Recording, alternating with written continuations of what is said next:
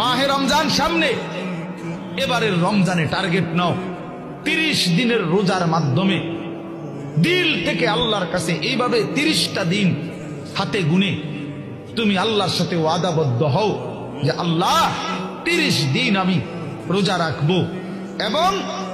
যৌন চাহিদা, লজ্জাস্থানের চাহিদা, অশ্লীলতা, বেহায়াপনা, নর্তকী, নাচ গান, উলঙ্গ ছবি দেখা, নারীকে নিয়ে চিন্তা ভাবনা, মেয়েকে নিয়ে অশ্লীল চিন্তা ভাবনা, অবৈধ কোনো প্রেম সম্পর্ক, হারাম কোনো রিলেশন, এ সব ত্যাগ করে বন্ধু 30টা দিন মনোযোগ দিয়া রোজা রাখো, তারাবি পড়ো, ইফতার করো, সাহারি করো, তাসবিহ পড়ো, তেলাওয়াত করো, কোন আলেমে দ্বীনের সাথে উঠা বসা করো, ইমাম সাহেবের সাথে সম্পর্ক করো। ইনশাআল্লাহ দেখবা আল্লাহ চাহে তো 30 দিনের মাথায় আল্লাহ বলেন লাআল্লাকুম তাত্তাকুন, আমি আল্লাহ ওয়াদা দিলাম মোমেন তোকে মুত্তাকি বানিয়ে দেব।